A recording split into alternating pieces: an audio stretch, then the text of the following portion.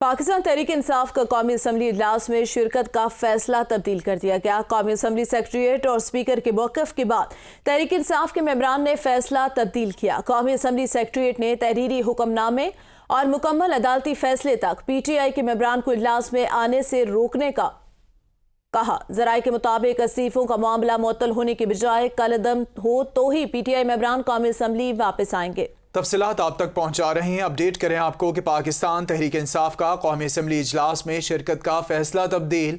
कौमी assembly secretariat और speaker के मौक़िफ़ के बाद तहरीक इंसाफ मेंबरान ने फैसला तब्दील किया है। कौमी असम्बली सेक्रेटेरिएट ने तहरीरी हुक्मनामे और मुकम्मल अदालती फैसले तक PTI के मेंबरान को इजलास में आने से रोकने का कहा है। ज़राए के मुताबिक इस्तीफ़ों का मामला मुअत्तल होने की बजाय कलअदम हो तो ही PTI मेंबरान कौमी असम्बली वापस आएंगे। आगाह करें आपको पाकिस्तान तहरीक इंसाफ का कौमी असम्बली इजलास में शिरकत का फैसला तब्दील।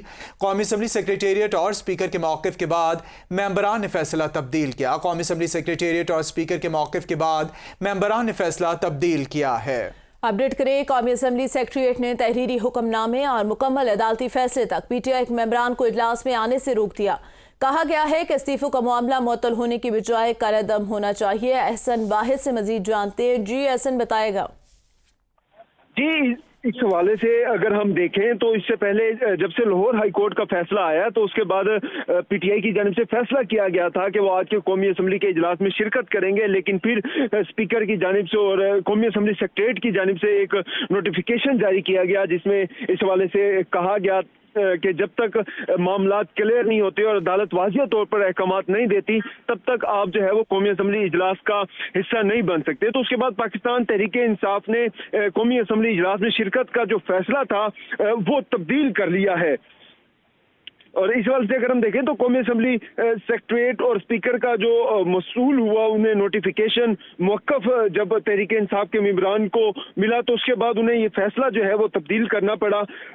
कौमी असम्बली सेक्रेटेरिएट ने अपने तहरीरी हुक्मनामे में कहा था कि मुकम्मल अदालती फैसले तक PTI मेंबरान को इजलास में नहीं आने दिया जा सकता जब तक मुकम्मल तहरीरी फैसला नहीं आता। तो उसके बाद यहाँ पे हमारी चंद PTI अरकान से भी बात हुई तो वो भी यही बात कर रहे थे कि हम वेट कर रहे हैं जब तक मुकम्मल तौर पर तहरीरी फैसला नहीं आ जाता लाहौर हाई कोर्ट का, उस वक्त तक जो है हम मशावरत करेंगे। जैसे ही लाहौर हाई कोर्ट का तहरीरी फैसला आएगा तो उसके बाद जो है हम फैसला करेंगे कि हमें ऐवान में वापस जाना है या नहीं और हमें कौमी असम्बली के इजलास में शिरकत करनी है या फिर नहीं, और उसी फैसले की रोशनी बाद में फैसला करना है कि शिरकत करनी है या नहीं। बहुत शुक्रिया एहसन वाहिद।